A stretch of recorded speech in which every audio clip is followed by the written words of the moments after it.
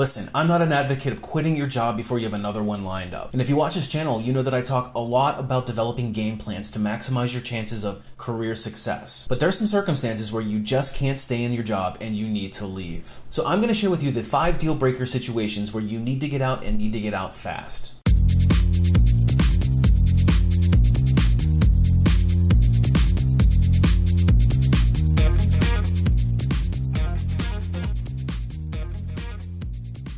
Hey everybody, it's Brian from A Life After Layoff, and today we're going to talk about some situations where you really need to think about cutting bait and moving on to a different employer. As a corporate recruiter and an HR professional for the past 20 years, I've seen my fair share of pretty bad situations at work. Whether it was some candidates that I spoke with in interviews and heard some pretty horrific stories, or even people that I know personally who went through some of these things, there are certain situations where you just need to get out of your current employer. If you find yourself asking that question, whether you should stay in your current work environment, you're not alone. Many people are facing similar types of situations and they have to make the hard decision. And really what it comes down to is how much tolerance do you have for working in a bad environment, and how is that going to affect your career? Now, if you need more help with your career search or you need a nudge out of the nest, that's what I specialize in. I have a website called alifeafterlayoff.com. It's full of tips and tricks on how to get noticed by recruiters, how to set yourself up for success in the interviewing process, and ultimately how to land that dream job. Nothing is more emotionally or even physically draining than tolerating a job that you absolutely hate. Not only are you affected,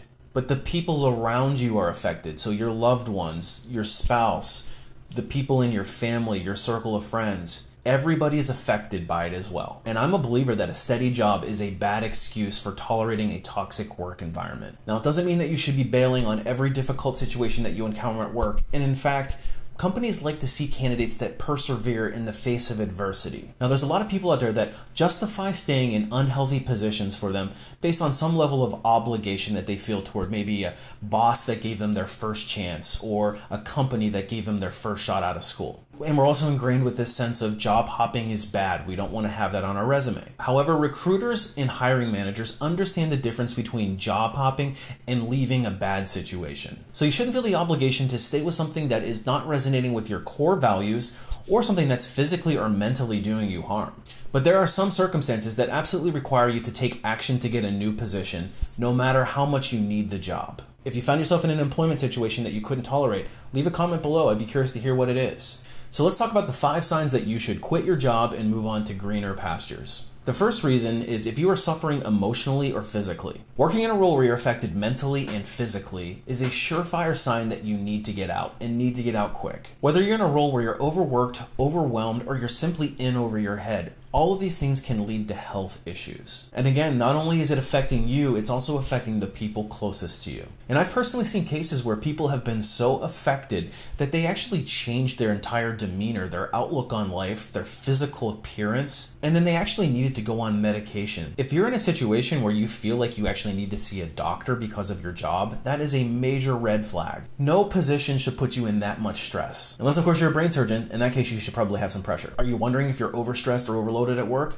Here's some of the symptoms. Could be a loss of appetite. Could be a sudden weight gain. Could be a loss of sleep or sleepless nights. It could be a loss of interest in hobbies that you used to enjoy. It could be a sense of anxiety or anxiousness. Maybe you're sleeping in the middle of the night and you wake up thinking, oh, there's that report that I didn't send in, or, oh, I've got this meeting coming up that I'm worried about, or I have to talk to my boss about something that's very uncomfortable to me, or I know I'm going to have a run-in with a certain coworker. I've even seen physical manifestations where people losing hair and developing hives. All of those things leading to anxiety. Or it could simply be just a complete lack of motivation to do your job.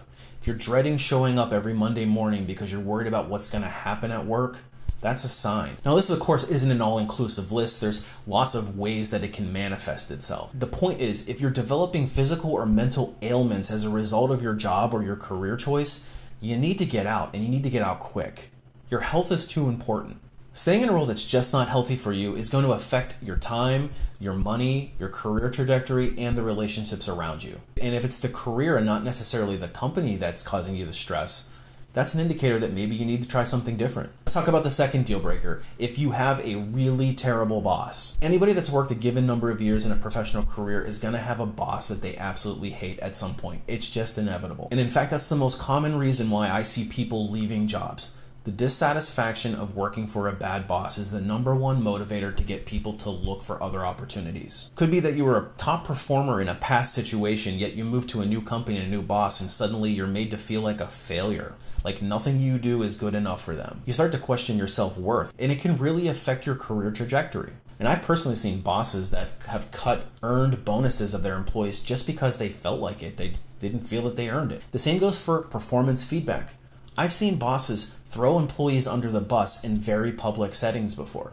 And unfortunately, there are some people that rise to leadership positions that have no business being there. They lack the emotional intelligence and they demonstrate poor leadership traits in the office. A good leader would never reprimand you in front of your peers or other people in the organization. A good leader also provides motivational feedback that helps you improve your performance and not crush your will to live. Whereas a poor leader scolds you in front of your colleagues. They give you feedback in such a way that makes you just want to quit on the spot. They'll also dismiss your ideas or demotivate you through criticism. If you find yourself in any of these types of circumstances, you need to think about leaving. The next reason is a toxic work culture. If your company has a win-at-all-costs mentality, that's a sign of a bad or a toxic work culture. Because that mentality usually starts at the top, and it doesn't bode well for turnover. Now, it's one thing to be a competitive work environment and be very aggressive in the marketplace, but it's another thing to win at all costs, even at the expense of your employees or doing the right thing on the market. Most companies publish core values, and you can usually see the core value statements written out and usually prominently displayed somewhere in the office or in your company literature,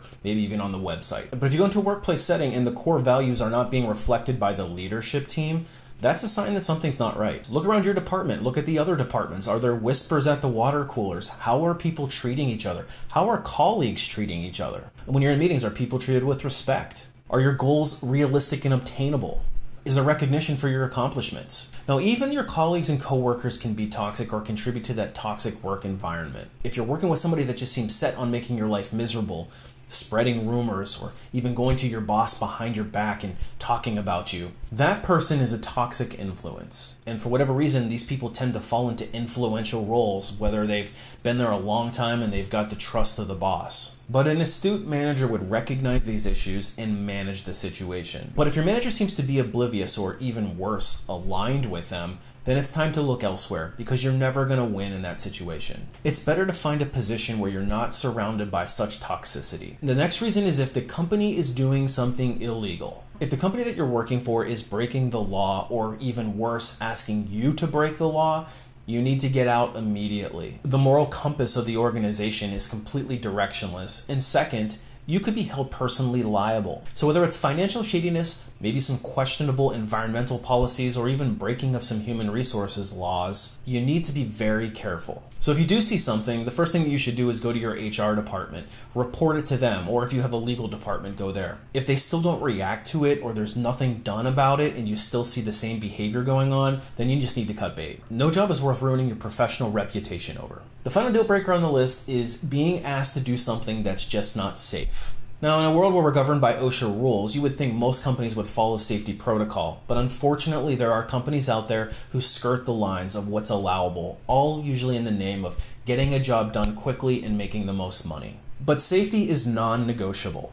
By being asked to do something unsafe or less than safe or skirting the OSHA guidelines, your company is showing that they have no commitment to you. So trust your intuition. If you're being asked to do something that just doesn't feel right, voice your concerns to your boss. They should be able to step in and do something about it. If your boss isn't responding to it, go to your HR leader and do the same thing. Any decent leader would stop the work immediately and address the concerns before moving forward. But if the company values the bottom line over your life or your well-being, that's all you need to know. It is absolutely worth cutting bait. There is no job out there that is worth risking your life or your limb. So there you have it. If you find yourself in any one of these circumstances, you really need to start thinking about whether or not this is a good fit for you. Again, a steady job is not a good excuse for tolerating poor working conditions.